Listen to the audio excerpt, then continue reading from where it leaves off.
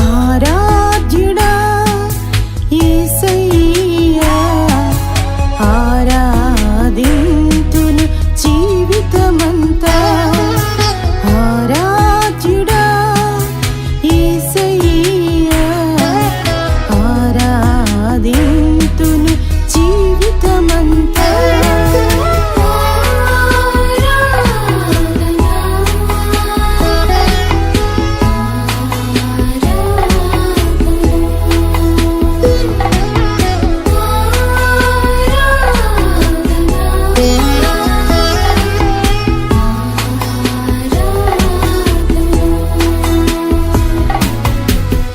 ఈ ఉదయకాల సమయంలో మనం దేవుని యొక్క వాక్యమును కొద్ది నిమిషాలు ధ్యానం చేద్దాం.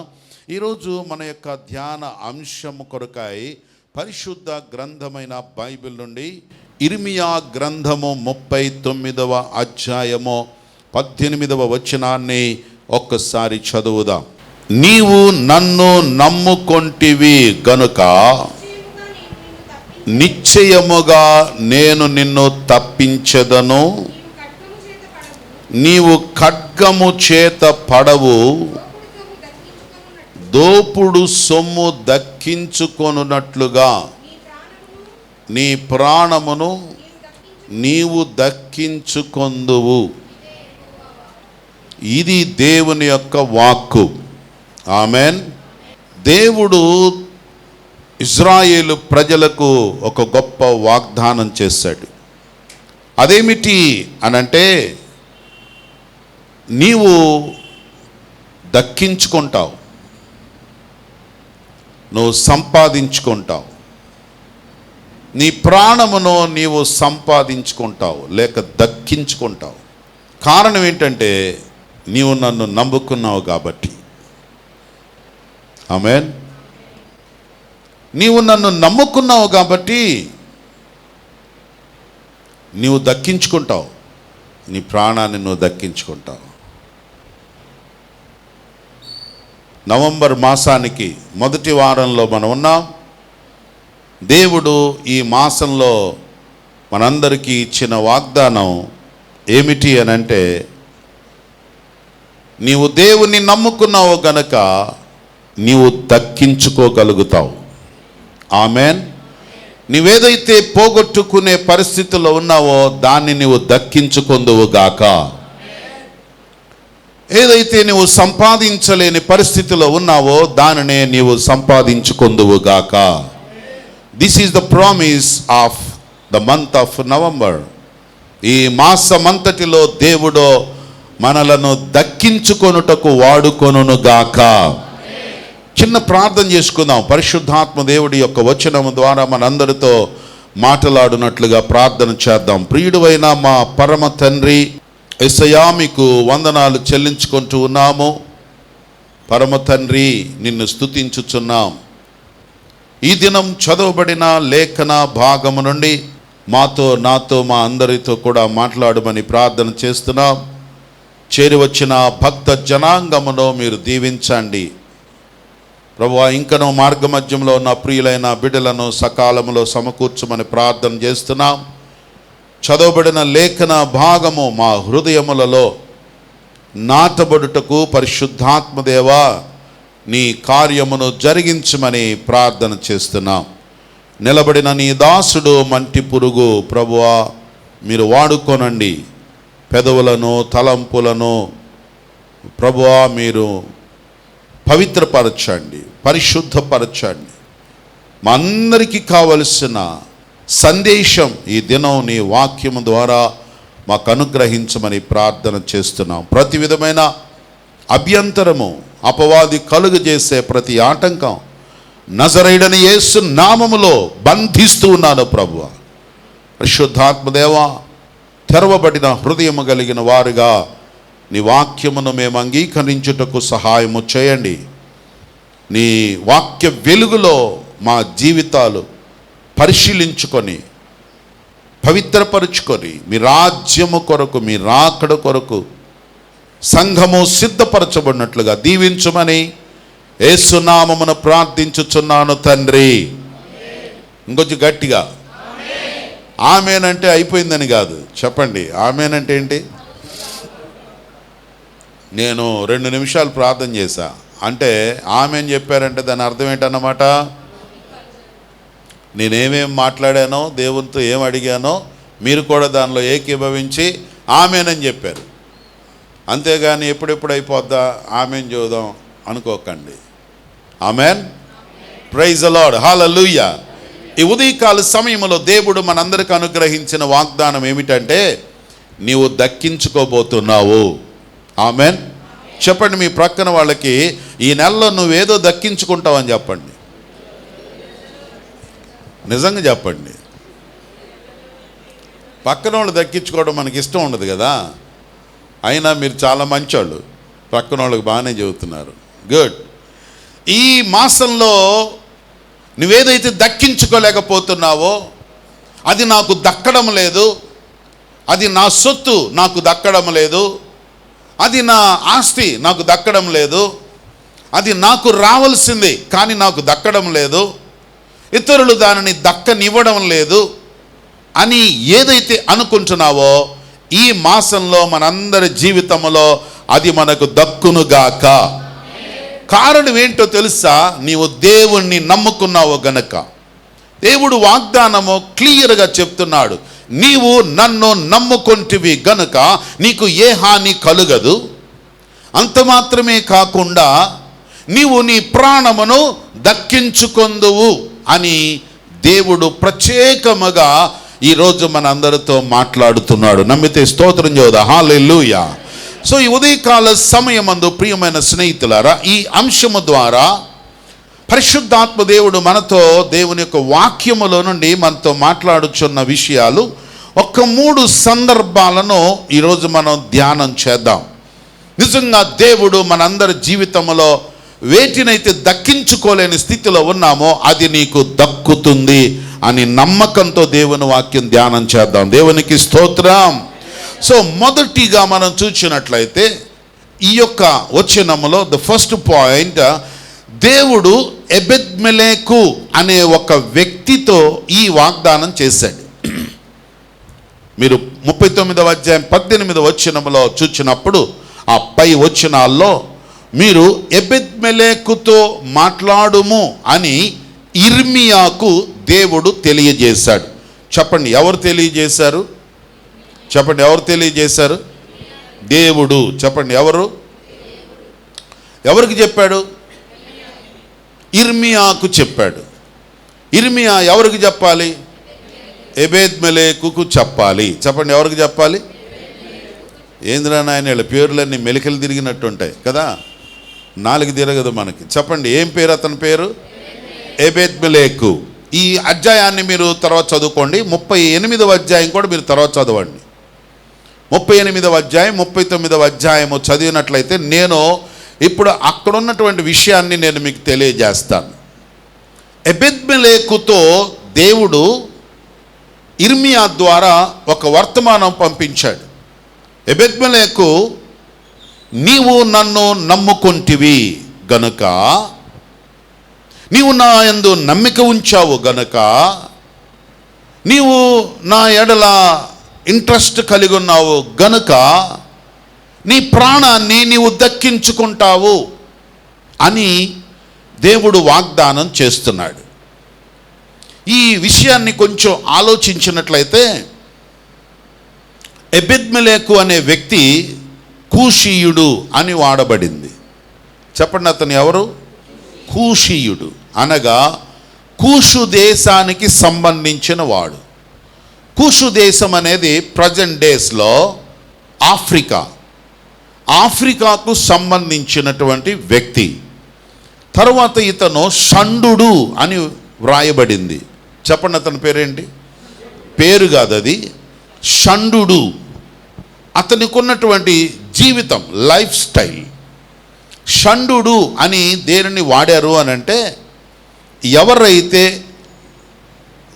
రాజ్యము పరిపాలన నిమిత్తము నపుంసకులుగా చేయబడతారో వారిని షండు అని పిలుస్తారు.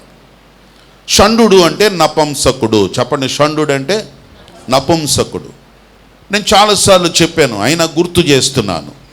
నపుంసకుడు అని అంటే 3 రకాలైన నపుంసకులు ఉన్నారు. మొదటి రకం నపుంసకులు ఎవరయ్యా అంటే, వారు తల్లి గర్భములో నుండే వారికి కొన్ని డిఫెక్ట్స్ ఉండడం మూలాన నపుంసకులుగా పుడతారు. ఇప్పుడు మనం చూస్తూ ఉంటాం, మన కళ్ళకు కనబడే వాళ్ళు వారే నపుంసకులు. వారు తల్లి గర్భంలోనే ఆ జీన్స్లో కొన్ని తేడాలు ఉంటాయి, అందువలన వారు నపుంసకులుగానే జన్మిస్తారు. కానీ కొంతమంది నేను నపుంసకుడుగా ఎందుకు ఉండాలి అని వారు జెండర్స్ మార్చేసుకుంటూ ఉన్నారు. అది ఓ రకంగా మంచిదే కానీ మరో రకంగా అది మంచిది కాదు. ఎందుకంటే దేవుడు ఎవరిని ఎలా ఉంచాలో ఆయనకి తెలుసు, అందుకే వాళ్ళని అలాగే సృష్టిస్తారు. తల్లి గర్భములో నుండే నపుంసకులుగా జన్మించిన వారు మొదటి రకం. రెండవ రకము నపుంసకులు ఎవరయ్యా అని అంటే, ఆ దినాలలో రాజులు తన రాజ్య పరిపాలనలో ఉన్నటువంటి వారిని తన రాజ్య భవనములను కాపాడడానికి, స్త్రీలకు సంబంధించినటువంటి పరిస్థితులన్నిటినీ భద్రం చేసుకోవడానికి పురుషుడుగా ఉండి పురుషత్వము లేకుండా ఉండాలి. అందు నిమిత్తము వారు నపుంసకులుగా ఆపరేట్ చేస్తారు. వారికి సర్జరీ చేయడం మూలాన వారు నపుంసకులుగా ఉంటారు. వారిని షండు అంటారు. వారు పురుషులు కానీ పురుషత్వం ఉండదు. ఇది రెండవ రకం నపుంసకులు. మూడవ రకం నపుంసకులు ఎవరయ్యా అంటే, ఎవరికి వాళ్ళే వ్యక్తిగతంగా పురుషులైనా స్త్రీలైనా దేవుని రాజ్యము నిమిత్తము తమ్మును తాము, పురుషుడైతే ఆ పురుషునికి సంబంధించిన జీవన విధానాన్ని కంప్లీట్గా డెడికేట్ చేసుకుని వివాహం లేకుండా ఒక పురుషుడుగా, ఒక నపుంసకుడుగా తనను తాను నపుంసకుడుగా చేసుకుంటారు. కారణం దేవుని రాజ్యం నిమిత్తం. అలాగే స్త్రీలు కూడా కొంతమంది they dedicate their life to God, not for the people, not for the family. So ఇది ఒక టైప్. 3 రకాలైన నపుంసకులు. సో ఈ షండు అని పిలువబడినటువంటి నపుంసకుడు, ఇతను వారి యొక్క కింగ్డమ్ కొరకు, రాజ్య పరిపాలన కొరకు నపుంసకులుగా చేయబడిన వారు, మనుషుల చేత చేయబడినటువంటి వారు.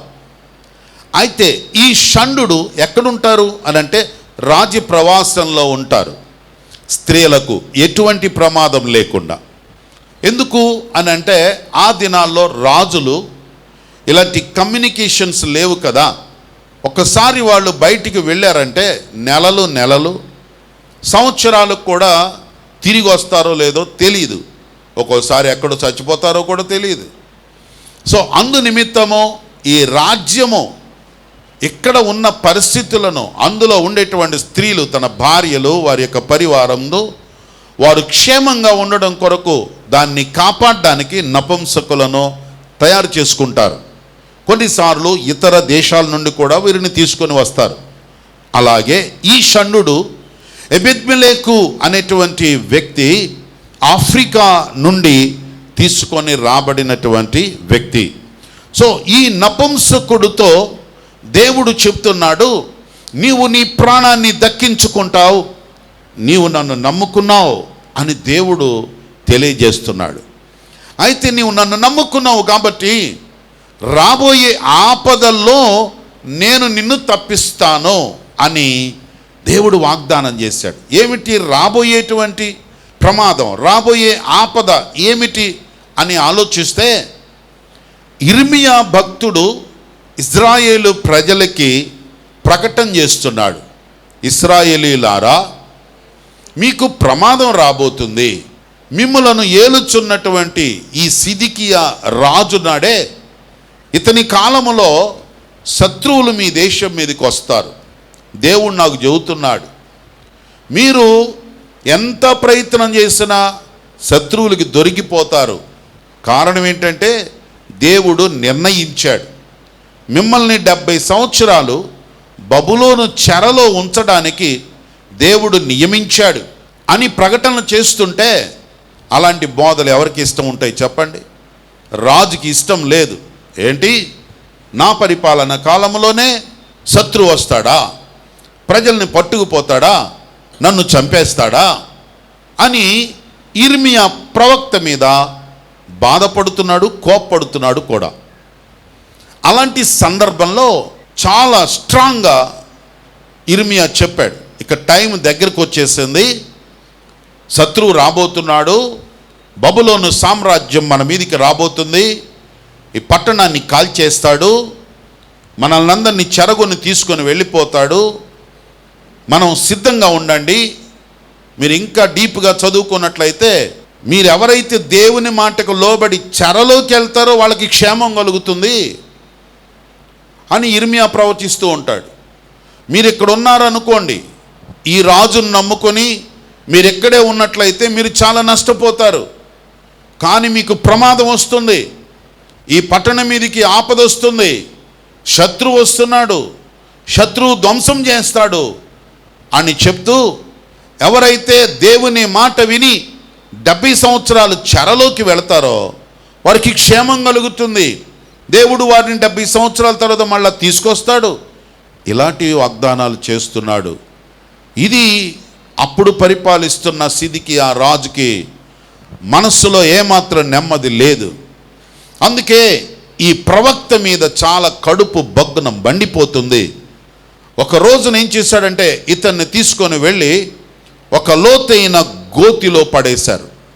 ఆ గోతిలో నీరు లేదు, బురద మాత్రం ఉంది. 38 అధ్యాయం తర్వాత చదువుకోండి, నేను చెప్పేది శ్రద్ధగా వినండి. ఇర్మియాను ఒక లోతైన గోతిలో దించినప్పుడు ఆ గోతిలో నీరు లేదు, బురద మాత్రం ఉంది. ఇర్మియా బురదలో చిక్కుకుపోయాడు.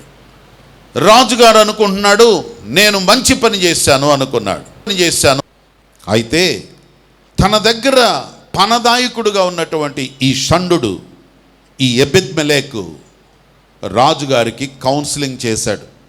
రాజా, అతను ప్రవక్త, అతను దేవుని మాటలు మాత్రమే చెబుతాడు, మీరు దానికి మండిపడి అతన్ని తీసుకొని వెళ్ళి మీరు ఆ బురదలో వేసేశారు. అతను అక్కడ చనిపోతే ఇప్పుడే మీరు ప్రమాదంలో ఉన్నారో ఇంకా దేవుడు కూడా మీ మీద తన ఉగ్రతను కురిపించవచ్చు. దేవుని సేవకుణ్ణి మీరు ఎప్పుడు ఇలా చేయకూడదు, మీరు అవకాశం ఇస్తే నేను అతన్ని కాపాడుతాను అని చెప్పి రాజుగారి దగ్గర పర్మిషన్ తీసుకున్నాడు. రాజుగారు కూడా ఆలోచించాడు ఇతను కౌన్సిలింగ్కి. నిజమే, అతనేదో చెప్తున్నాడు, దేవుడు మాటలు చెప్తున్నాడు కదా, అయితే నువ్వు వెళ్ళి అతన్ని కాపాడుకో అని పర్మిషన్ ఇచ్చాడు.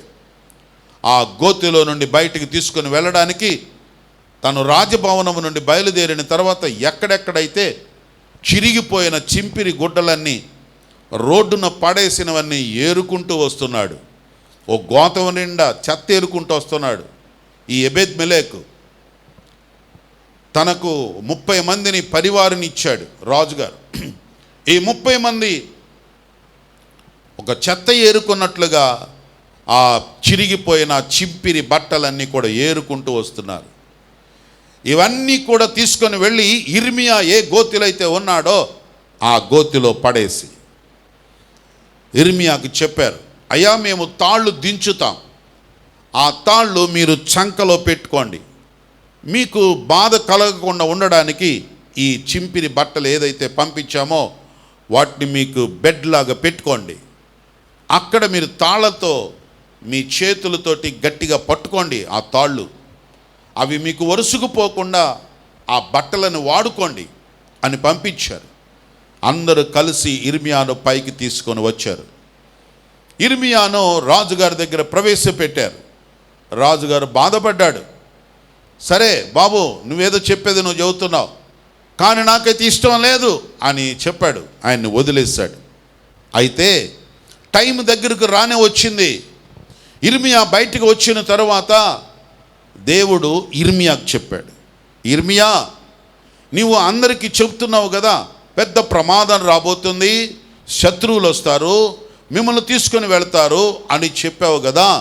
అయితే ఎబెద్మెలెకు దగ్గరకు వెళ్ళి నువ్వు చెప్పాల్సింది ఏంటంటే, నీకు మాత్రం రాబోయే ఆపదలో ఎటువంటి ప్రమాదం జరగదు. దేవునికి స్తోత్రం. ఎందుకో తెలుసా? నీవు నన్ను నమ్ముకున్నావు కాబట్టి, నా సేవకుణ్ణి నువ్వు ప్రొటెక్ట్ చేసావు కాబట్టి, నా ప్రవక్తను నువ్వు భద్రపరిచావు కాబట్టి, అతను చనిపోకుండా కాపాడావు కాబట్టి, నీవు నా మీదున్న నమ్మకంతో, నా మీదున్న మక్కువతో, నా మీదున్న ప్రేమతో ఓ ప్రవక్తని నువ్వు సేవ్ చేసావు గనుక రాబోయే ఆపద కాలములో నువ్వు ఒకవేళ చెరగొని పోవడం కానీ, రాజుగారికి దగ్గరగా ఉన్నావు కదా అని నిన్ను సంహరించడం కానీ, అలాంటి ప్రమాదములు రాకుండా నీ ప్రాణాన్ని నీవు దక్కించుకోగలుగుతావు. స్తోత్రం చెప్పండి. హల్లెలూయా. చప్పలు కూడా దేవుని నామాన్ని మహిమపరుద్దాం. ప్రియమైనటువంటి దేవుని బిడ్డలారా, ఎబెద్మెలెకుకు దేవుడిచ్చిన వాగ్దానం ఏమిటంటే, నీవు దేవుణ్ణి నమ్మిక ఉంచావు గనక, దేవుని యందు విశ్వాసం ఉంచావు గనక నీ ప్రాణాన్ని ఆపదలో నుండి, ప్రమాదములో నుండి తప్పించుకోగలుగుతావు అని దేవుడు సెలవిచ్చి ఉన్నాడు. అలాగే ఈ ఉదయకాల సమయమందు మనము కూడా దేవుని యందు విశ్వాసం ఉంచి ఉన్నాం. అయితే ఈ లోకమంతటి మీదికి రాబోతున్నటువంటి శోధన కాలములో ప్రకటన గ్రంథం 3వ అధ్యాయములో తెలియజేసిన రీతిగా ఈ లోకములోనికి రాబోతున్నటువంటి శోధన కాలములో నేను నిన్ను కాపాడేదను. దేవునికి స్తోత్రం. రాబోయేటువంటి ఆ నిత్య నరకము నుండి, అగ్ని గుండము నుండి దేవుడు నిన్ను నన్ను మనలను కాపాడి మన ప్రాణములను దక్కించుకొనున్నట్లుగా ప్రభు వాగ్దానం చేస్తున్నాడు. దేవునికి స్తోత్రం. మొదటిగా నీ పర్సనల్ లైఫ్లో నీ ప్రాణాన్ని నీవు దక్కించుకోగలుగుతావు. నిజంగా దేవుడు మనలను ఎంతగా కాపాడుచున్నాడు. మన ప్రాణములను ఆయన కాపాడుచున్నాడు. మనకి నిత్యము ఆయన తోడుగా ఉన్నాడు. ఎందుకనగా ఆయన తన దూతలకు ఆజ్ఞాపించును, నీ పాదములకు రాయి తగులకుండా వారు తమ చేతుల మీద నిన్ను ఎత్తి పట్టుకొందురు. అందుకే దేవుని యొక్క వాగ్దానములో చూచినప్పుడు, ఇశ్రాయేలును కాపాడువాడు కునుకడు. Praise the lord. Hallelujah. And the second thing, రెండవదిగా మనం చూసినట్లయితే, దేవుడు మన జీవితంలో మనం ఏమి దక్కించుకోగలుగుతామో అనే విషయాన్ని చూచినట్లయితే, సమూయేలు మొదటి సమూయేలు గ్రంథము 30వ అధ్యాయము 8వ వచనములో చూచినప్పుడు, సమూయేలు రాసిన మొదటి గ్రంథం 30వ అధ్యాయము 8వ వచనాన్ని చదువుదాం. ఒకసారి చదువుదాం. దావీదు దేవుని యొద్ద విచారణ చేయగా, యెహోవా జనులు తరుముము, ఓకే, తరుము నిశ్చయముగా నీవు వారిని కలుసుకొని తప్పక నీ వారందరినీ నీవు దక్కించుకొందువు. రెండవ విషయాన్ని నేను ఏం గమనిస్తున్నానంటే, నీ వారిని దక్కించుకొందువు. చెప్పండి అందరూ కూడా ఈ మాట. మీ ప్రక్కన వాళ్ళకి చెప్పండి, మీ వాళ్ళని దక్కించుకుంటావు అని చెప్పు. నా వాళ్ళు నాకు దక్కడం లేదు, మా ఆయన నాకు దక్కడం లేదు, మా ఆవిడ నాకు దక్కడం లేదు, నా పిల్లలు నాకు దక్కడం లేదు, నా పిల్లల్ని నాకు దక్కనీయకుండా చేస్తున్నారు, నా బంధువుల్ని నాకు దక్కకుండా చేస్తున్నారు, నా వాళ్ళు అనే వాళ్ళని నాకు దక్కకుండా చేస్తున్నారు అనుకుంటున్నావా? దేవుడు ఈ నవంబర్ మాసంలో నీకు వాగ్దానం చేస్తున్నాడు, నీ వారిని నీవు దక్కించుకొందువు. Amen. Praise the lord. Hallelujah. చెప్పండి మీ ప్రక్కన వాళ్ళకి ఇప్పుడు చెప్పండి, అర్ధసహితంగా మీ వాళ్ళందరినీ నువ్వు దక్కించుకుంటావని చెప్పండి. ప్రియమైన స్నేహితులారా, ఈ యొక్క అధ్యాయములో మీరు తర్వాత చదువుకోండి. 30వ అధ్యాయము 29వ అధ్యాయము కూడా మీరు తర్వాత చదువుకోండి. ఇక్కడ జరిగిన సంగతి ఇది. దావీదు దేవుని దగ్గర ప్రార్థన చేశాడు. ఏమని అడిగాడు? అయ్యా, నేను నా వాళ్ళని దక్కించుకోగలుగుతానా అని దేవుణ్ణి అడిగాడు. దేవుడు అన్నాడు, సరే, నువ్వు వాళ్ళని తరుముకుంటూ వెళ్ళు, నీ వాళ్ళని నువ్వు దక్కించుకోగలుగుతావు అని దేవుడు వాగ్దానం చేశాడు. అసలేం జరిగింది అన్న విషయాన్ని క్లుప్తపరిచినట్లయితే, దావీదు సౌలు రాజు చేత తరమబడుతూ ఉన్నాడు. ఈ సంగతి మనందరికీ బాగా తెలుసు. దావీదు అనేక మార్లు తన జీవితంలో అనేక సంఘటనలు, అనేకమైన స్టెప్స్, అతని లైఫ్లో అనేకమైన మెట్లు మనం చూడగలుగుతాం. తరమబడిన జీవితం, కుటుంబం ద్వారా ద్వేషించబడిన జీవితం, పిల్లల చేత తరమబడినటువంటి జీవితం, శత్రువైన రాజు చేతిలో తరమబడుచున్నటువంటి సందర్భాలు. దావీదు నిజముగా ఎన్నో భయంకరమైన కష్టములు, శ్రమలు ఎదుర్కొన్నాడు. ఇతని లైఫ్ను మనం చూసినప్పుడు మనం చాలా విషయాలు నేర్చుకోవచ్చు. ఈ సందర్భాన్ని చూసినట్లయితే ఇక్కడ ఏం జరిగిందంటే, సౌలు రాజుకు దూరంగా ఉండాలి అనుకున్నాడు. ఎందుకంటే సౌలు ఎప్పుడు దొరికితే అప్పుడు చంపడానికి ప్రయత్నం చేస్తున్నాడు. కాబట్టి కొంతకాలము దూరంగా ఉందాం అని ఆలోచించి ఆయన ఏం చేశాడంటే, ఫిలిష్తీయుల రాజైన ఆకీషు అనే రాజు దగ్గరికి ఆశ్రయం పొందడానికి వెళ్ళాడు. ఫిలిష్తీయులు బద్ధశత్రువులు, ఇశ్రాయేలు ప్రజలకి భయంకరమైన శత్రువు. అంటే వెరీ నియర్, ప్రక్కనే ఉండేటువంటి వాళ్ళు, దగ్గరగా ఉండేటువంటి వాళ్ళు.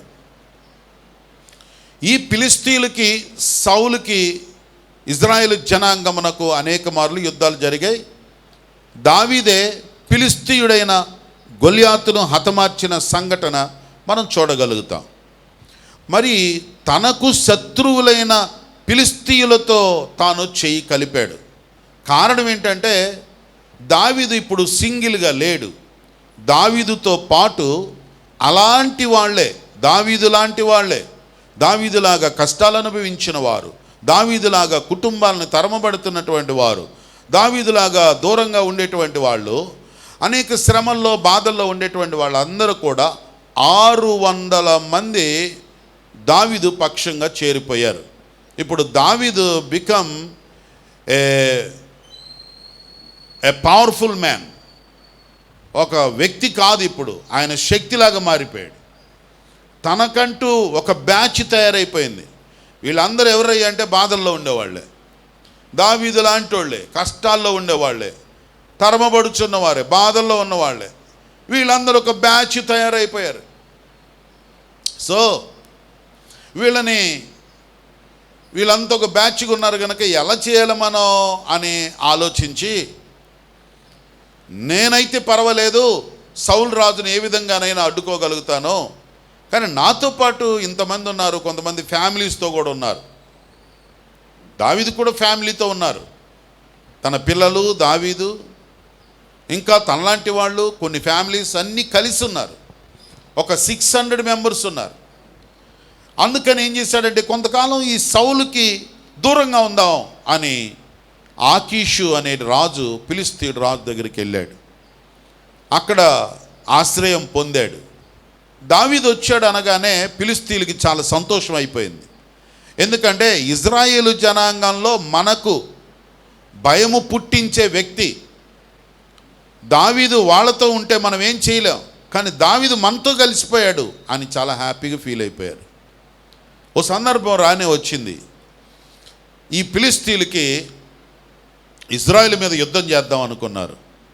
ఎందుకంటే ఇప్పుడు దావీదు లేడుగా, దావీదు ఇప్పుడు మనతో ఉన్నాడు. కాబట్టి ఇప్పుడు వాళ్ళని జయించడం చాలా సులువు. కాబట్టి యుద్ధం ప్రకటించారు. అప్పుడు వీళ్ళు ఒక 600 మంది ఉన్నారు. కాబట్టి ఈ రాజు ఏమన్నాడంటే, మాతో పాటు నువ్వు యుద్ధానికి రా అని చెప్పాడు. ఎందుకంటే స్ట్రెంగ్త్ బాగుంటుందని. రెడీ అయిపోయాడు దావీదు కూడా. తన సైన్యం, తనతో ఉన్న వాళ్ళు కూడా ఇజ్రాయేలు రాజ్యం మీద యుద్ధం చేయడానికి ఆల్రెడీ ఆశ్రయం ఇచ్చాడు. కాబట్టి వీళ్ళతో పాటు యుద్ధానికి వెళ్ళడానికి రెడీ అయిపోయాడు. యుద్ధ భూమిలోకి వెళ్ళిన తర్వాత ఆకీషు రాజు అన్నాడు, దావీదు, నీవు, నీ సైన్యం, నీ బ్యాచ్ అందరూ కూడా ఇంటికి వెళ్ళిపోతే మంచిది అన్నాడు. ఏంటండి ఇక్కడ దాకా వచ్చిన తర్వాత వెనక్కి వెళ్ళమంటున్నారు ఏంటి అన్నాడు. మా సర్దారులు ఒప్పుకోవడం లేదయా, ఎందుకంటే నీ మీద వాళ్ళకి డౌట్. ఏమిటా డౌటు? యుద్ధభూమిలోకి వెళ్ళిన తర్వాత అవతల యుద్ధం చేసేది ఎవరు? నీ ప్రజలు. అక్కడికి వెళ్ళిన తర్వాత ఆడెవడు నన్ను ఒకటి చంపేమనుకో, వాడు కేరమని కేకేసి దావీదుంటే మాకు ఈ బాధలు వచ్చేవి కాదురా అని ఎవడన్నా అన్నాడు అనుకో, ఆ వాయిస్ నీకు వినపడింది అనుకో, అరే నా ప్రజల్నే మీరు ఇంత బాధ పెడతారంటారా అనుకున్నావు అనుకో, అప్పుడు నువ్వు యుద్ధ భూమిలో మారిపోయావు అనుకో, ప్రమాదం ఎవరికి? మాకే. ఎందుకంటే నువ్వు ఒక్కడివి చిన్న పిల్లోడుగా ఉన్నప్పుడే గొల్యాత్ అనే సర్దారుని చంపేశావు. ఇప్పుడు నువ్వు పెద్దోడు అయిపోయావు, పెళ్ళి అయిపోయింది, పిల్లలు, భార్యలు, అలాగే నీకు ఒక మంది మార్బలం ఉంది. యుద్ధ భూమిలోకి వెళ్ళిన తర్వాత నువ్వు మనసు మార్చుకున్నావు అనుకో, మేమందరం అయిపోతాం అని సర్దారులు అడుగుతున్నారు. కాబట్టి ఏమనుకోవద్దు, నువ్వంటే నాకు ఇష్టం, అందుకే కదా నీవు నన్ను చేర్చుకున్నాను, నా దగ్గరికి రప్పించింది అందుకే కదా. కానీ సర్దారులు ఒప్పుకోవడం లేదు, ఇంటికి వెళ్ళు అని చెప్పాడు. వారు ఒక దినమంతా ప్రయాణం చేసి ఇంటికి వచ్చారు. వచ్చేసరికి ఏం జరిగిందో తెలుసా?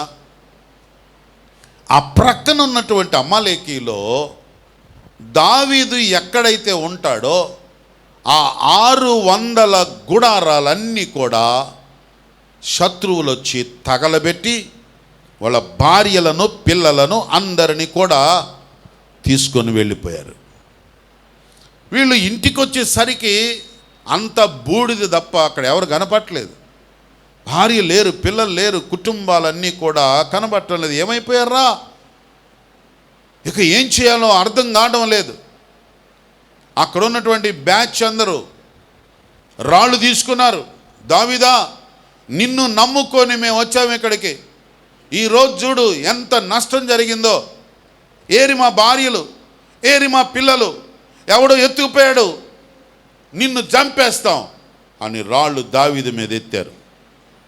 అందరికీ నమస్కారం పెట్టాడు. అయ్యా మీరే కాదురా బాబు, నా భార్యలు కూడా పోయారుగా, నా పిల్లలు కూడా పోయారు కదరా, మీరు నన్ను చంపితే మీకేమొస్తుంది?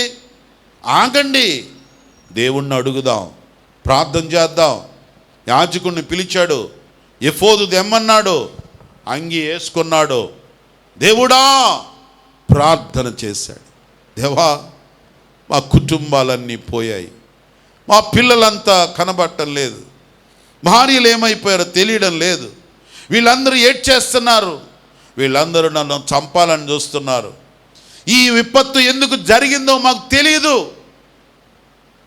దేవా మా కుటుంబాలు మళ్ళా మేము తెచ్చుకోగలుగుతామా?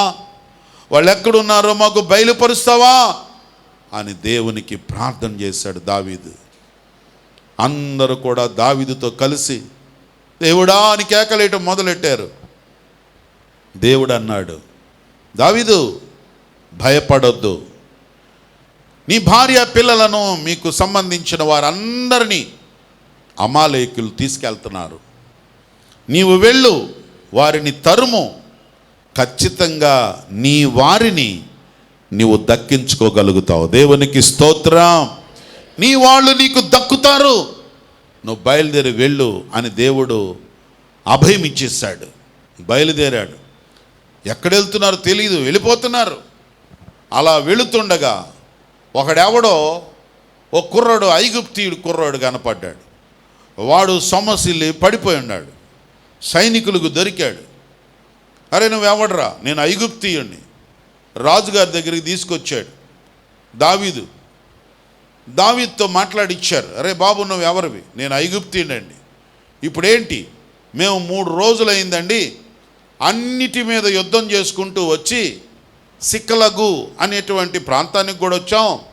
మేము వాళ్ళని కూడా ధ్వంసం చేసి తగలబెట్టేశాం, వాళ్ళందరిని తీసుకొని వెళ్తున్నాం. నాకైతే ఆకలి అయిపోయింది, నన్ను వదిలిపడేసి వెళ్ళిపోయారు, నేను వెనక దిగబడిపోయాను, నాకు 3 రోజుల నుంచి అన్నం లేదు అని చెప్పాడు. ఓకే ఆగు, ముందు వాడికి గంజిగా దాపండ్రా. కొంచెం స్ట్రెంగ్త్ సెలైన్ బిలైన్ కట్టేసి పడేశారు. ఇంజక్షన్లు వేసి చక్కగా ఆహారం పెట్టారు. ఆరోగ్యం వచ్చేసింది. చెప్పండి, ఎక్కడ వారు? సిక్లగు మీద యుద్ధం చేసినటువంటి వారు ఎక్కడున్నారు? అయ్యా నేను చూపిస్తా, కానీ నా ప్రాణాన్ని మీరు కాపాడతారా? నీ ప్రాణానికి మా ప్రాణం అడ్డు పెడతాం, వాళ్ళు ఎక్కడున్నారో చూపించన్నారు. దేవుడు నీ వాళ్ళని దక్కించుకోవడానికి ఎవన్నో ఒక మూలం అక్కడ దాచి పెడతాడు. స్తోత్రం చెప్పండి, హల్లెలూయా. వాడు అడ్రస్ చూపించాడు, పలానా సైడ్ వెళ్ళిపోయారండి, తీసుకొని వెళ్ళారు ఆ కుర్రాడిని కూడా. వాళ్ళను చూచినప్పుడు వారందరూ కూడా సరదాగా ఉన్నారట, అందరూ హ్యాపీగా ఉన్నారట. ఎందుకంటే వాళ్ళు ఒక సిక్లగే కాదు, ఇంకా 2-3 దేశముల మీద, కొన్ని ప్రాంతాల మీద యుద్ధం చేసి దోచుకొని వచ్చారు. ఆ బంగారాన్ని పంచుకుంటూ, వెండిని పంచుకుంటూ, తెచ్చిన వస్తువులు పంచుకుంటూ అక్కడ ఉన్నటువంటి చాలా హ్యాపీగా ఫంక్షన్ సెలబ్రేషన్ చేస్తూ ఉన్నారు. అదే సందర్భంలో దావీదు తన సైన్యం చుట్టుముట్టారు. దొరికినోడిని దొరికినట్టు ఏసేస్తున్నాడు. ఆ ఏసేయటం చూసినోడు ఒక్కొక్కడు గుర్రం ఎక్కి ఒంట్లెక్కి పారిపోతున్నారట. కొంతమంది పారిపోతున్నారు గప్చుప్పుగా, ఇంకోడికి చెప్పకుండా. ఒరే నాయన, ఎవడో శత్రువు వచ్చాడు అని చెప్పకుండా ఎవడపాటి వాడు చూసినట్టు పారిపోతున్నారు. మిగిలిన వాళ్ళందరూ దొరికిపోయారు. మొత్తాన్ని వేసి పడేశాడు. అక్కడ శవాలు పడిపోయి గుట్టలుగా ఉన్నాయి. వాళ్ళు ఎక్కడెక్కడైతే సంపాదించుకొచ్చారో ఆ బంగారం, ఆ వెండి, ఆ వస్త్రాలు, ఆ విలువైనవన్నీ కూడా వీళ్ళు సమకూర్చుకున్నారు. అక్కడి నుండి వారి భార్య, వారి పిల్లలు, వారి మంది మార్బలం అందరూ పరిగెట్టుకుంటూ వచ్చి డాడీ, మమ్మీ అని బోర్మని ఏడవటం మొదలెట్టారు. అందరూ కలుసుకున్నారు. డోంట్ వరీ, అరే ఎవడన్నా చచ్చిపోయాడా మనోళ్ళు? ఎవడు చనిపోలేదు. ఎవడన్నా తప్పిపోయాడా? ఎవడు తప్పిపోలేదు. అందరికీ దొరికారా? అరే రాళ్ళు ఎత్తిన వాళ్ళు అందరూ ఏర్రా. అయ్యా మీకు నమస్కారం అయ్యా, అనవసరంగా ఎత్తాం. దేవుని మీద ఆధారపడితే నువ్వు దక్కించుకుంటావు, అంతేగాని ఇతరుల మీద రాళ్ళు వేస్తే వాళ్ళు ఎప్పుడు నీకు దక్కరు. దేవుని వైపు చూడాలి. దేవునికి స్తోత్రం. మనం అట్ట కాదు, వాళ్ళు అటు చేశారు, వీళ్ళు ఎటు చేశారు, వాడు అది చేశాడు, వీడు ఇది చేశాడు, వాడు రాంగ్ చేశాడు, రాంగ్ స్టెప్ వేశాడు అని కుటుంబంలో చాలాసార్లు భార్యలు భర్తల మీద నువ్వు చేసిన దాన్ని బట్టే కదా, నువ్వు తీసుకున్న దాన్ని బట్టే కదా, నీ నిర్ణయాన్ని బట్టే కదా రాళ్ళు బండలు వేస్తూ ఉంటారు. అలాగే అయ్యగారులు కూడా ఏం తక్కువ కాదు, అమ్మగారుల మీద వేస్తుంటారు. మీ వాళ్ళు నీవు చేసావు, నీవేసేది చేసిందంతా అని చెప్పి వాళ్ళ మీద రాళ్ళు. ఎవళ్ళ మీద రాళ్ళు ఎత్తినా సుఖం లేదు. దేవుని వైపు తిరిగితే ఎవరైతే నీకు దక్కట్లేదు అనుకుంటున్నావో, ఏది నీకు దక్కట్లేదు అనుకుంటున్నావో, నీ పిల్లలు నీకు దక్కట్లేదు అనుకుంటున్నావా, నీ భర్త నీ భార్య నీకు దక్కడం లేదు అనుకుంటున్నావా, దేవుడు వాగ్దానం చేస్తున్నాడు ఈ మాసంలో నీ వారిని నీవు దక్కించుకోగలుగుతావు. దేవునికి స్తోత్రం. దావీదు సమస్తమును సంపాదించుకొని తాను ఏదైతే పోగొట్టుకున్నాడో 2 అంతలు సంపాదించుకొని వచ్చాడు. స్తోత్రం చెప్పండి, హల్లెలూయా. ఎందుకంటే వాళ్ళు అన్నీ వదిలిపెట్టి వెళ్ళిపోయారు. ఎక్కడెక్కడో సంపాదించిందంతా ఆడు వదిలిపెట్టి వెళ్ళిపోయారు, మొత్తం అంతా తెచ్చుకున్నారు. దావీదు ఎంత కృతజ్ఞత గలవాడో తెలుసా అండి. ఆయన రావటమే కాకుండా తాను ఏ ప్రాంతాల మీదుగా ప్రయాణం చేశాడో ఆ ప్రయాణం చేసిన ఇశ్రాయేలు పెద్దలందరికీ బహుమానాలు మూటలు ఇచ్చుకుంటూ వచ్చాడు. దావీదు ఇచ్చాడు. ఏంట్రా దావీదు గారు గిఫ్ట్ పంపించాడండి అన్నాడు. అరే దావీదు గారు ఎక్కడో ఉంటున్నాడు కదరా, ఎక్కడుంటే మీకెందుకండి, దావీదు గారు గిఫ్ట్ పంపించాడు. ఓపెనంత వచ్చేసింది. చప్పట్లు కొట్టి దేవుని నామాన్ని మహిమపరుద్దాం. మొత్తం నేనే సంపాదించుకున్నాను, ఇదంతా నాకే ఉండాలా అని కిందేసుకొని కూర్చోలేదు. దావీదును అందుకే దేవుడు ఆశీర్వదించాడు. అద్భుతమైన వ్యక్తిగా దేవుడు దీవించడానికి కారణం, దేవుడు తనను ఆశీర్వదించినప్పుడు ఆ ఆశీర్వాదంలో అందరినీ కలుపుకున్నాడు. చప్పట్లు కొట్టి దేవుని నామాన్ని మహిమపరుద్దాం. దేవుడు మనల్ని ఆశీర్వదించినప్పుడు అందరితో కలిసి సంతోషిద్దాం. నీ వారిని నీవు దక్కించుకోగలుగుతావు. చెప్పండి, మొదటిగా నీ ప్రాణాన్ని దక్కించుకోగలుగుతావు, రెండవది నీ వారిని నీవు దక్కించుకోగలుగుతావు. తిమోతికి రాసిన మొదటి పత్రిక 3వ అధ్యాయం 13వ వచనములో నీవు మంచి పదవిని దక్కించుకోగలుగుతావు లేక సంపాదించుకోగలుగుతావు అని తెలియచేశారు. చదువుదామండి. 3వ అధ్యాయం 13వ వచనము, పరిచారకులయ్యుండి ఆ పనిని బహుగా మంచిగా బాగుగా నిర్వహించిన ఎడల మంచి పదవిని సంపాదించుకొందురు. నీవు మంచి పదవిని సంపాదించుకొందువుగాక. గట్టిగా ఆమెన్ చెప్పండి. ఆమెన్ చెప్పండి అని కూడా చెప్పాలా. వాక్యాన్ని ఆమెనని చెప్పగానే అది మన జీవితంలో జరుగును గాక. వండర్ఫుల్, అలా చెప్తూ ఉండాలి. 2 చేతులెత్తి ఆమెన్ చెప్పాలి. వండర్ఫుల్. ప్రియమైన స్నేహితులారా, నీవు మంచి పదవిని దక్కించుకోగలుగుతావు లేక సంపాదించుకోగలుగుతావు. ఎప్పుడు అనంటే మనము మంచి పదవి కావాలి, మంచి స్థాయి కావాలి, మంచిగా ఎదగాలి, మంచి అవార్డులు రావాలి, మంచి రివార్డులు పొందుకోవాలి, మంచి గౌరవాన్ని పొందుకోవాలి అని మనం అనుకుంటాం. ఎప్పుడు అది దొరుకుతుంది? ఎప్పుడు మనం దాన్ని దక్కించుకోగలుగుతాం? ఎప్పుడు మనం దాన్ని సంపాదించుకోగలుగుతాం అని అంటే, నీకు ఇవ్వబడిన పరిచర్య, నీకు ఇవ్వబడినది ఏదైనా సరే దానిని బాగుగా చేసినట్లయితే. మొదటిగా దేవుడు అన్నాడు, నీవు నన్ను నమ్ముకున్నావు కాబట్టి నీ ప్రాణాన్ని నీవు దక్కించుకుంటావు. రెండవది, నీవు నాకు మొర్రపెట్టవో గనుక నీ వారిని నీవు దక్కించుకుంటావు.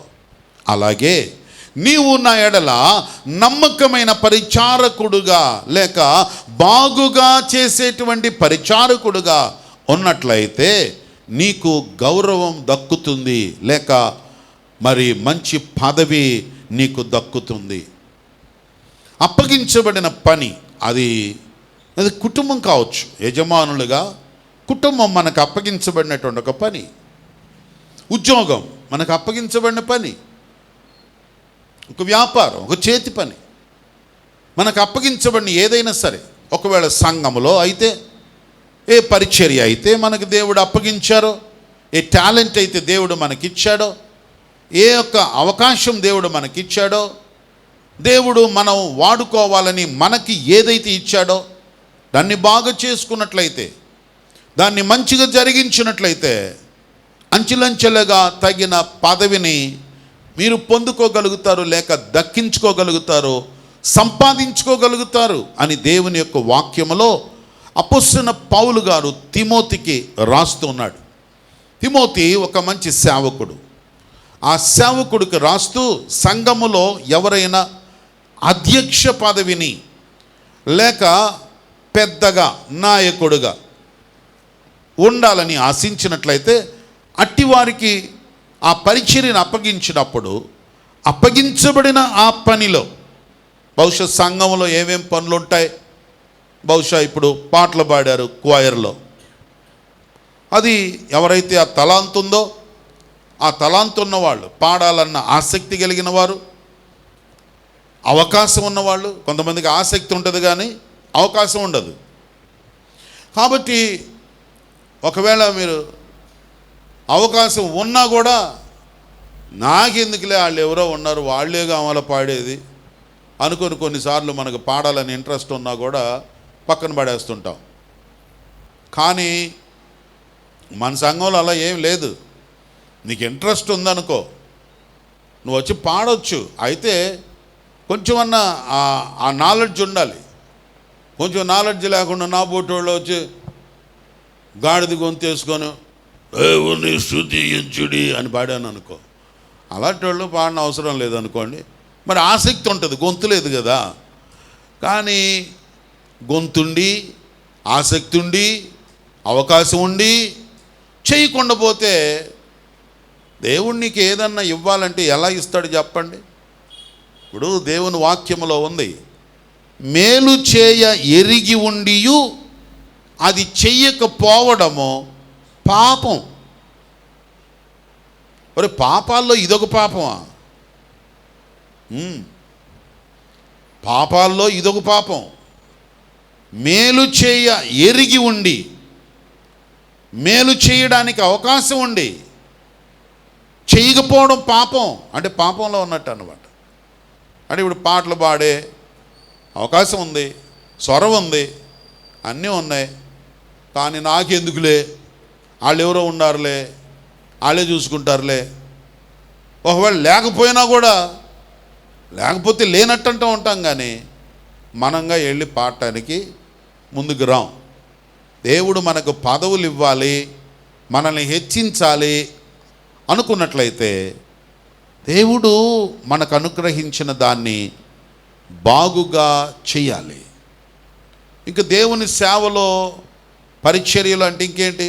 మనం జనరల్గా మనకు కనపడేది వాయిద్యాలు వాయించేవాళ్ళు. వాయిద్యాలు వాయించే వాళ్ళు మన సంఘంలో నిజంగా తగ్గిపోతున్నారు. తగ్గిపోవడం అంటే లేక తగ్గిపోవడం కాదు, ఉండి కూడా తగ్గిపోతున్నారు. మరి ఏమైపోయారో తెలియదు. వాళ్ళు మరి డిమాండ్గా తీసుకోవాలో ఏం అర్థం కాదు. ఇది దేవుని సేవ.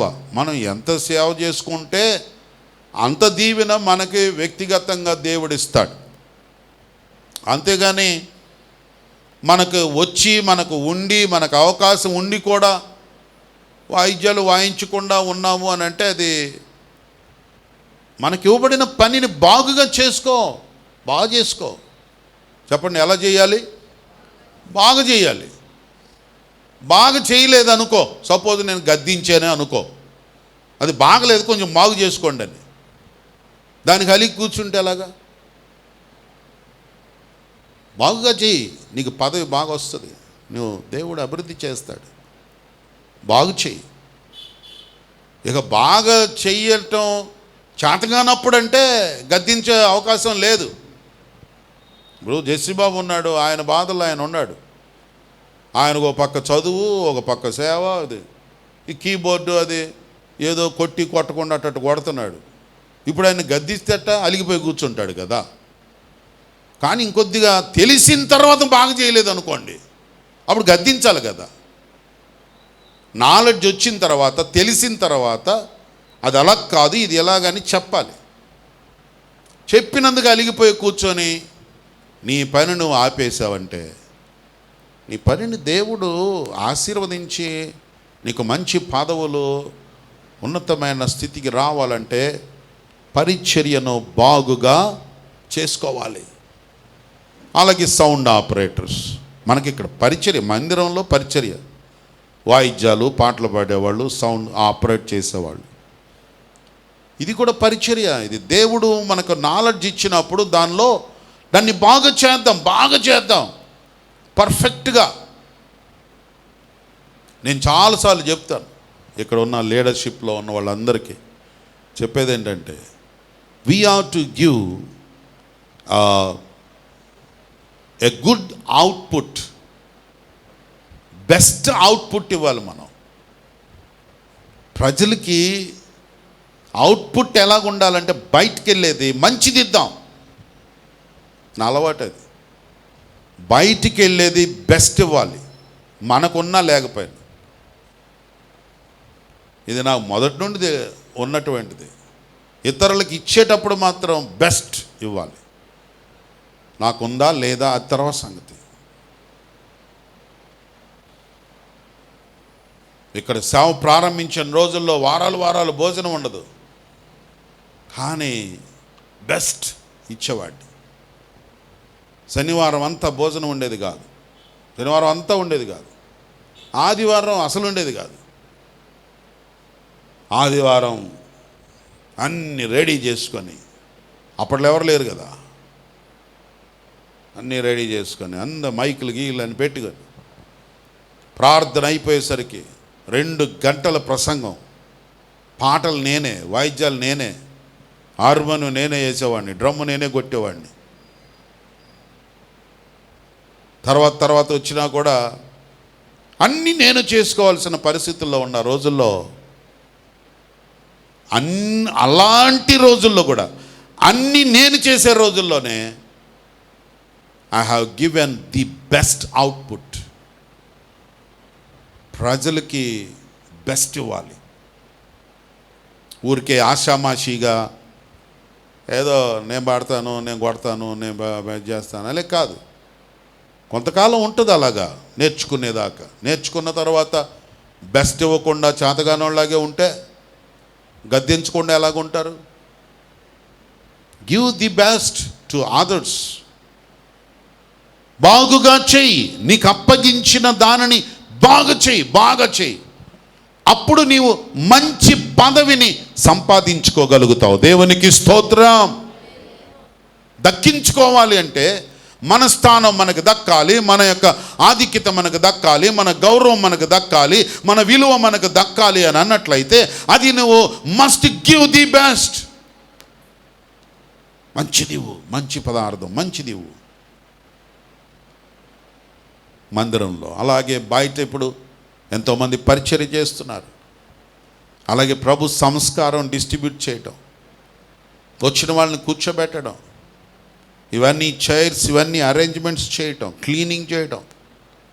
So there are many services to God because it's all things are belongs to God. ఇది దేవుని సేవ, దేవుని సేవ. ఒకప్పుడు అన్నీ నేను నా ఫ్యామిలీ చేశాను, తర్వాత కొన్ని ఫ్యామిలీస్ గ్యాదర్ అయ్యాయి. ఇప్పుడు మీరు అందరు కూడా కమాన్, మీలో ఎవరికైతే ఇంట్రెస్ట్ ఉంది, నేను కూడా కొంత సర్వీస్ చేస్తాను నా దేవుడికి, ప్రజలు వచ్చి కూర్చొని ప్రశాంతంగా దేవుణ్ణి ఆరాధించడానికి నా వంతు నేను పరిచర్య చేస్తాను అనే రీతిగా మనం ఉంటే దేవుడు మనలను అత్యధికంగా ఆశీర్వదిస్తాడు. దేవునికి స్తోత్రం. ఇదేదో మీరు ఆశీర్వదించబడాలి, మీరు ఇక్కడ పని చేయాలని నేను చెప్పడంలే. So that's my lifestyle. God has blessed me. నిజంగా దేవుడు నన్ను ఆ విధంగానే అంచెలంచెలుగా తీసుకొని వచ్చాడు, ఆశీర్వదించాడు. కేవలం ఆయన పరిచర్య, ఆయన పని, ప్రజలకి, ప్రజలంటే ప్రేమ, ప్రజలంటే వాళ్ళకి ఏదో ఇవ్వాలి, వాళ్ళకి ఏదో బెస్ట్ ఇవ్వాలి. నేను సిద్ధపడే వాక్యము బెస్ట్ థాట్స్ ఇవ్వాలి, బెస్ట్ వర్డ్ ఆఫ్ గాడ్ ఇవ్వాలి. వర్డ్లో నుంచి, దేవుని వాక్యములో నుంచి ఈరోజు బెస్ట్ ఏది ఇవ్వాలి ప్రజలకి అని ఎంతగా ప్రిపేర్ అవుతాను, ఎంత సిద్ధపడతాను, ఎంత చదువుతాను. ప్రతిదాన్ని అబ్జర్వ్ చేస్తాను, ప్రతిదాన్ని ఫీడ్ చేసుకుంటాను. ప్రతిదీ కూడా ఈ వాక్యము, ఈ మాట వీడికి షేరింగ్ ఇవ్వాలి, ఇది తెలుసుకోవాలి, ఇది వాళ్ళ లైఫ్కి దీవెనకరంగా ఉంటుంది అని నేను ఫ్రమ్ ద బిగినింగ్ అలాంటి విధానంలోనే వచ్చాను. అందుకే దేవుడు నన్ను క్రమక్రమంగా అంచెలంచెలుగా దేవుడు దీవిస్తున్నాడు. అప్పుడప్పుడు నేను కారులో తిరిగేటప్పుడు సంతోషం ఉండదు, ఏడుపు వస్తుంటుంది. కారులో తిరిగేటప్పుడు దర్జాగా ఉండొద్దా, కానీ ఏడుపు వస్తుంది. ఎందుకు అని అంటే once upon a day I have no anything, I have no food, I have no food, even food. But God has given a lot of blessings to my life. My dear brothers and sisters, అప్పగించబడినది అది నీ కుటుంబమా, నీ బాధ్యత, ఉద్యోగమా, వ్యాపారమా, ఏది దేవుడు నీకు ఇచ్చాడు, ఒక సేవ లేకపోతే పరిచర్య, దాన్ని బెస్ట్గా చెయ్యి. దేవుడు మనకు మంచి పదవిని దక్కించుకున్నట్లుగా, సంపాదించుకున్నట్లుగా ప్రభు మనకు సహాయం చేస్తాడు. కళ్ళు మూసుకోండి, ప్రార్థన చేద్దాం.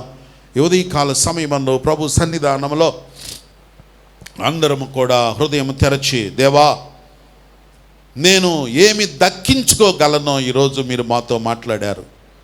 నాకు దక్కడం లేదని ఏదైతే అనుకుంటున్నానో, ఇది నాకు సరిగా దక్కడం లేదు, నా ప్రజలు నాకు దక్కడం లేదు, నా గౌరవము నాకు దక్కడం లేదు, నా విలువ నాకు దక్కడం లేదు, నా స్థానము దక్కడం లేదు, నా ప్రాణము నాకు దక్కేలాగా లేదు అని దేని గురించి అయితే అనుకుంటున్నావా, ఈరోజు దేవుడు మాట్లాడా నీతోటి? హృదయము తెరచి దేవుని సన్నిధిలో ఒక్క నిమిషం ప్రార్థన చేయి. అవును యేసయ్యా, నేను నా ప్రాణమును దక్కించుకోవడానికి నిన్ను నమ్ముకున్న వారి ప్రాణాలు దక్కుతాయి అని చెప్పావు. నరకములో నుండి, పాపములో నుండి, శాపములో నుండి మమ్మలను, మా ప్రాణములను దక్కించుకున్నట్లుగా వాగ్దానం ఇచ్చిన దేవానికి స్తోత్రాలు. నా అనేవారు, నా కుటుంబీకులు, భర్త, భార్య, పిల్లలు, నా బంధువులు నాకు దక్కకుండా పోతున్నారు. అనేక మంది నాకు దక్కకుండా చేస్తున్నారు, వారు నాకు దూరం అయిపోతున్నారు అనుకుంటున్నాను. కానీ నీ వాగ్దానము కొరకు స్తోత్ర. హల్లెలూయా. ప్రతి ఒక్కరు దేవుని సన్నిధిలో ప్రార్థన చేద్దాం. ఒక్క నిమిషం హృదయం తెరవండి, నోరు తెరచి విత్తబడిన వాక్యాన్ని మీ నోటితో పలకండి. అదే ప్రార్థన. ఒకవేళ మీకు ప్రార్థన రాదా చెప్పండి. ప్రార్థన నేర్చుకునే పద్ధతి ఇది. చెప్పబడిన వాక్యం అంతా కూడా మీరు మళ్ళా నోటితో చెప్పండి. మీకు తెలిసినంత వరకు దేవా నీకు వందనాలని చెబుతూ ఆ వాక్యాన్ని బట్టి కృతజ్ఞత చెబుతూ ఉండండి. చెప్పండి, నోరు తెరిచి ఒక్క 2 నిమిషాలు ప్రతి ఒక్కరు ప్రాక్టీస్ చేయండి. ఇప్పుడే ప్రాక్టీస్ చేయండి. ప్రార్థన ప్రాక్టీస్ చేయండి. ప్రార్థన రానటువంటి వాళ్ళకి ప్రార్థన నేర్చుకునే విధానం ఏంటంటే, చెప్పబడిన వాక్యాన్ని మీ నోటితో పలుకుతూ ఉండండి. చెప్పండి అందరూ, నాకు మీ వాయిస్ వినబడాలని చూస్తున్నాను. పురుషుల వైపు నుంచి, స్త్రీల వైపు నుంచి. దేవా, నువ్వు ఇచ్చిన వాక్యము కొరకు వందనాలు. నువ్వు ప్రాణాలు దక్కించుకుంటారని చెప్పావు, మా ప్రాణాలు దక్కేటట్టుగా చేయండి ప్రభువా. మా వారిని దక్కించుకుంటానని చెప్పావు, దక్కేటట్లుగా చేయండి నాయనా. నాకు దక్కకుండా పోతున్నారు. నా గౌరవం నాకు దక్కడం లేదు, నా స్థానం నాకు దక్కడం లేదు, నా విలువ నాకు దక్కడం లేదు. చెప్తావా? కొంచెం పెద్దగా చెప్పండి. అది ప్రార్థన చేయండి.